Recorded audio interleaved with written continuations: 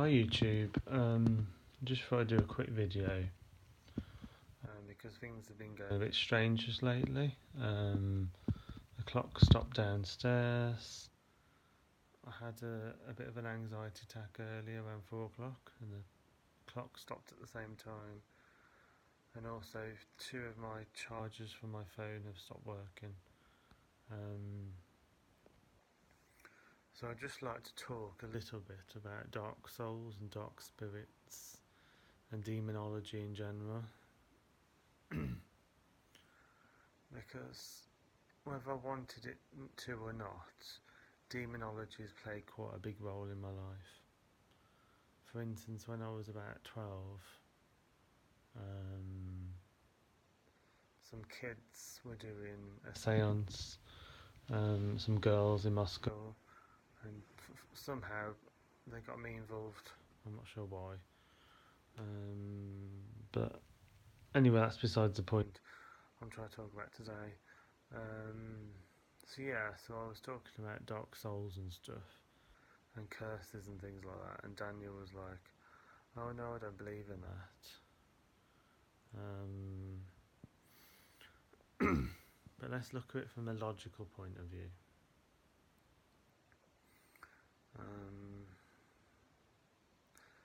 In China, they have a symbol for good and evil. It's called yin and yang. It's the darkness and the light. And it looks like two snakes trying to attack each other. There's a white snake and a black snake, and they're both trying to attack each other. And that's the Chinese or the Tibetan version of good and evil. But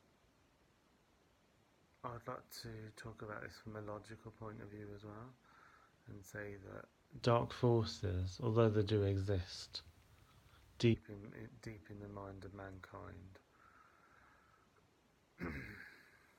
they need something to hang on to in order to haunt you.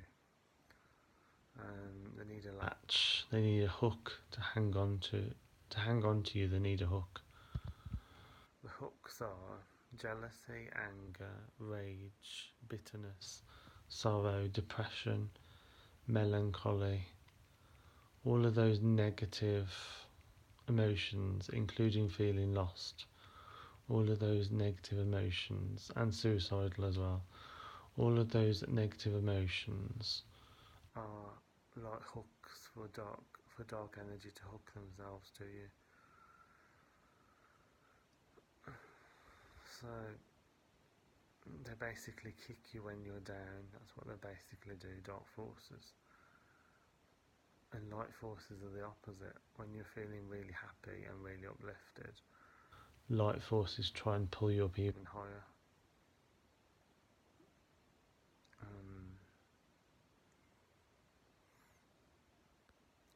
So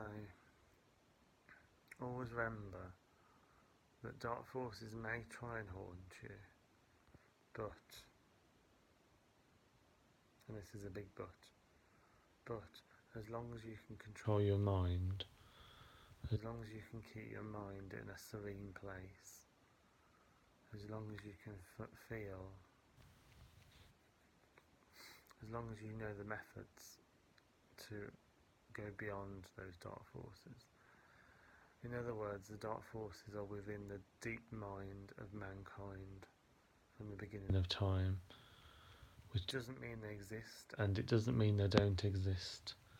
But what it does mean is that they are imagined up, or if you like, they are like a kind of idea or an illusion, and they're only real to those people who are, as I say, very angry, very suicidal, very lost. To those kinds of people, the dark force is very real.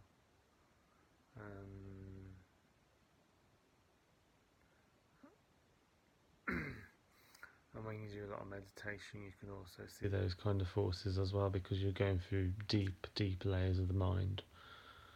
And remember, dark forces are in the collective unconsciousness, the same as God is in the collective unconsciousness. Is it a bit too dark for you, is it?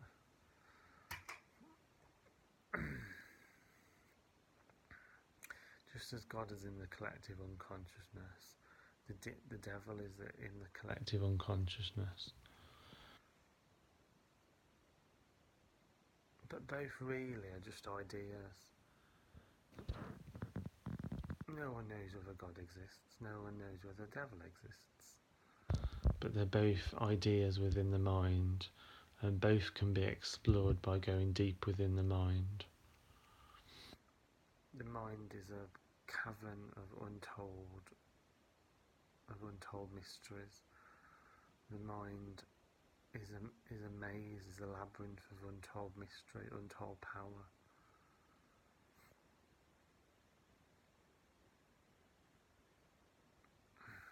And this is the problem people have who travel to places like India, places like Tibet. They're like, oh my God. They're like, I'm not really shocked by what they hear, what they see. Because in those kinds of places, people have explored deeper layers of the mind.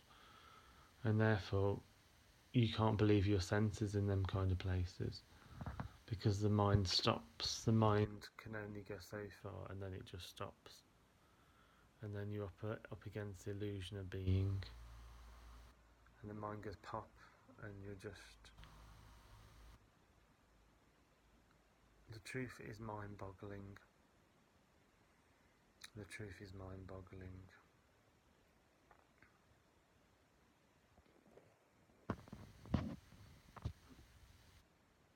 The truth is mind-boggling.